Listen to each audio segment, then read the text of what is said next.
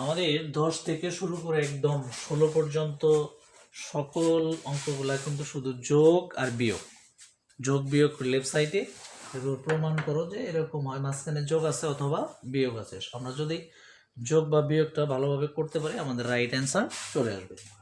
তো আমরা এই অঙ্কটা দেখবো এখন, যে এটা বলছে যে এটা করলে এটা আসবে, তাহলে আমাদের লেফট হ্যান্ড সাইড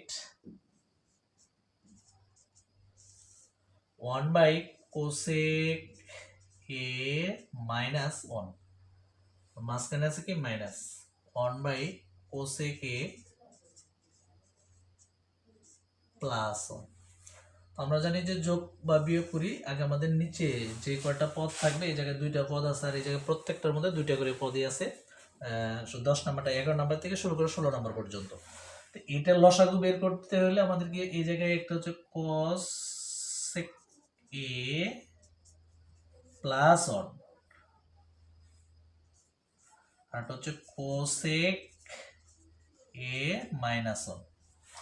যদি এই জায়গায় একটা হচ্ছে প্লাসের একটা হচ্ছে মাইনাসের, আমাদের দুইটাই কিন্তু লসাগু আসবে। আমরা লসাগুর এই জায়গায় একটা নিয়ম আমরা আলোচনা করি। এই জায়গায় এই জায়গায় 5 আর 5 যদি হয়, দুইটা লসাগু কিন্তু শুধু 5, আর 5 আর 2 দুইটা লসাগু কিন্তু 10। আর এই জায়গায় যদি আমরা যে দেই যে 6 আর 2, এই দুইটা লসাগু কিন্তু 6। অর্থাৎ দুইটা সংখ্যা যদি সেম হয়, লসাগু টেকনিক, তিনটা টেকনিক মনে রাখলে যে কোনো লসাগু তুমি একেবারে সহজে বের করতে পারবো। যদি দুইটা সংখ্যা সেম হয় তাহলে একটা লসাগু, যেটা আমরা 9 নম্বর অঙ্কতে করেছি। এই জায়গায় তুমি দেখো যে দুইটা সংখ্যা হচ্ছে ভিন্ন, একটার সাথে আর একটার কোনো মিল নাই।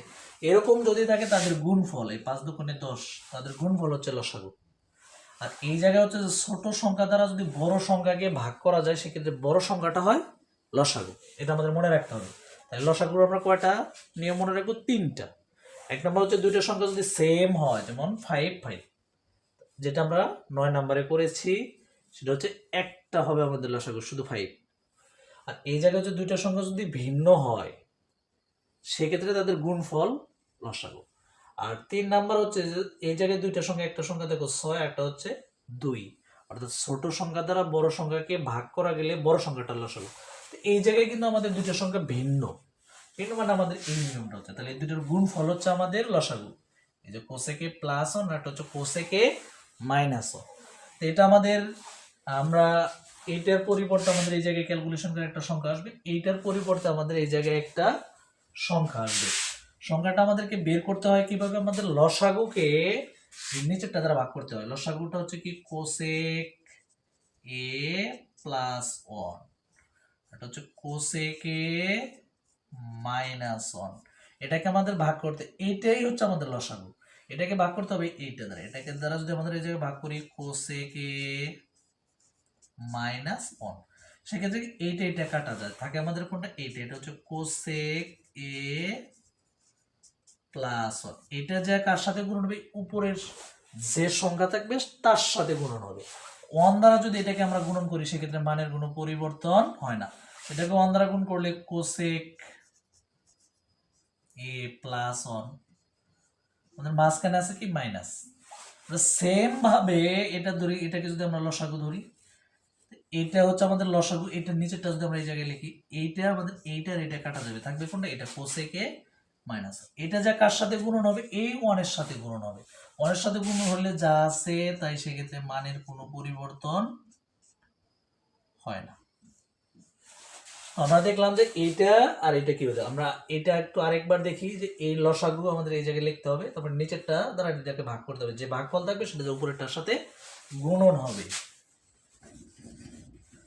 তো এই জায়গায় আমাদের নিচে একটা সূত্র প্রয়োগ করছে যে a plus B into A minus B. এটা হচ্ছে a, এটা হচ্ছে b, এটা হচ্ছে a, এটা হচ্ছে b। তাহলে আমাদের নিচের সূত্র হচ্ছে কি a square minus B square. এটা হচ্ছে কি কোসেক a, আর বিটা হচ্ছে 1, তার উপরে a square minus B square, a b, a b। এইটা আমরা ব্র্যাকেটের কাজটা শেষ করি, কোসেক a প্লাস 1। মাইনাস থাকলে ভিতরের চিহ্নগুলো কি হবে? সব পরিবর্তন হয়ে যাবে, যা আছে তার বিপরীতটা। যেহেতু কোসেকের সামনে কোনো কিছু নাই মানে ব্র্যাকেটের ভিতরে প্লাস আছে মানে এটা মাইনাস হবে, মাইনাস কোসেক এ, আর এই মাইনাস থাকার কারণে এই মাইনাসটা হয়ে যাবে প্লাস। এই জায়গায় আমরা যেটা দেখবো এটার সামনে হচ্ছে প্লাস, এটার সামনে হচ্ছে মাইনাস, এই দুইটা কাটা, 1 আর 1 যোগ করলে হয় কত 2। আর নিচে এটা আমাদের একটা সূত্র আমরা শিখছিলাম, cosec square theta minus cot square theta equal কত 1।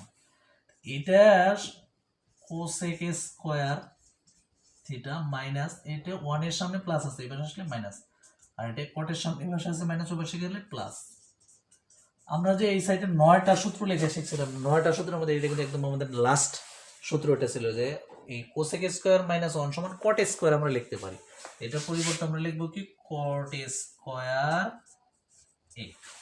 তো এটাকে যদি আমরা আরেকটু সাজায় লিখি, এটা হচ্ছে 2, এটা তো সামনের সংখ্যা, গুণন যদি লিখি 1 বাই কট স্কয়ারে, 2 এই 1 বাই কট সমান হচ্ছে কি 10, আমরা সূত্র লিখছিলাম 10, এইটার উপরে স্কয়ার আছে মানে এই জায়গায় স্কয়ার হবে, এটা কিন্তু স্কয়ার আছে, এটা হচ্ছে আমাদের কি রাইট সাইড চলে আসছে, এটা হচ্ছে আমাদের রাইট হ্যান্ড সাইড রুট। আশা করি তোমাদের বুঝতে কোনো জায়গায় কোনো সমস্যা হয় নাই। যদি কারো কোনো অঙ্কে বুঝতে সমস্যা হয় তোমরা কমেন্ট বক্সে জানাবা, আমি সেটা 2-1 দিনের মধ্যেই তোমাদের কমেন্ট অনুযায়ী পরবর্তী ভিডিও আপলোড করবো ইনশাল্লাহ। তো আমরা এই জায়গায় 14 নাম্বারটা করলাম, পরবর্তীতে এখন